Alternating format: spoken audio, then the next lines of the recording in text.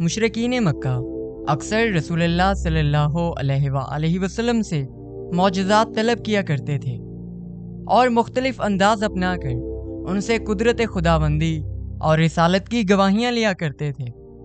एक दिन रसूलुल्लाह सल्लल्लाहु अलैहि वसल्लम के पास मुशरिकों का एक गिरोह आया और रसूल खुदा सल्लल्लाहु अलैहि वसल्लम से आसमानी मौजज़ा तलब किया, क्योंकि जानते थे कि जादू आसमान पर अमल नहीं करता।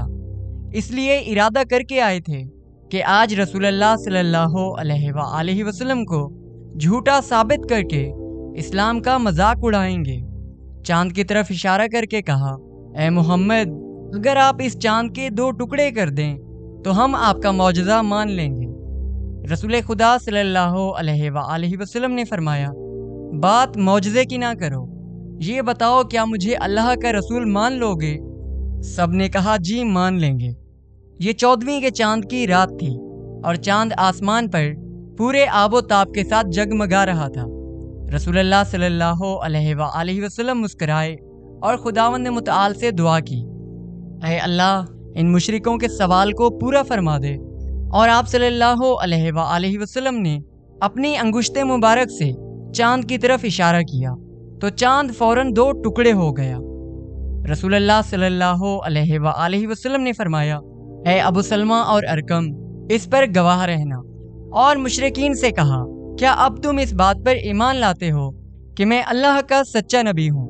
मुशरिकीन अपनी चाल में नाकाम हुए और शर्मिंदगी के खौफ से जवाब दिया, हमें शक है कि यह सिर्फ हमारी आंख का धोखा है, इसलिए हम तस्दीक करेंगे। क्या बाकी इलाकों में भी लोगों ने चांद को 2 टुकड़ों में तकसीम होता हुआ देखा?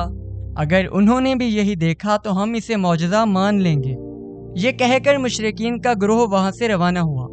उसके बाद अबू जहल और दूसरे मुशरिकीन ने सहरा नशीनों से इस बारे में सवाल किया और सहरा नशीनों ने भी तस्दीक की कि उन्होंने भी चांद को 2 हिस्सों में देखा है। अरब के अलावा एक शख्स ने हिंदुस्तान के जनूब में इस मौजज़े को देखा और अपने खानदान वालों को भी बताया।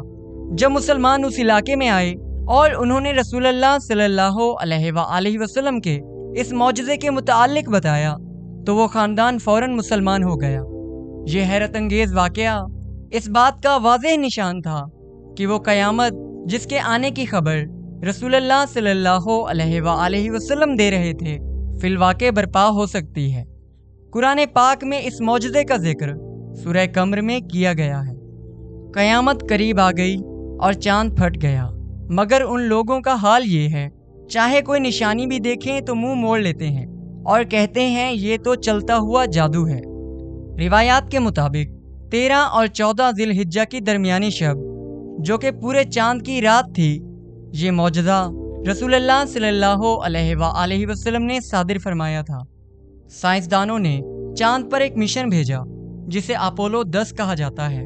उस मिशन में जब चांद की करीब से फोटो ली गई जिसमें चांद पर एक बड़ा निशान नजर आया, ये तस्वीर 1969 में ली गई।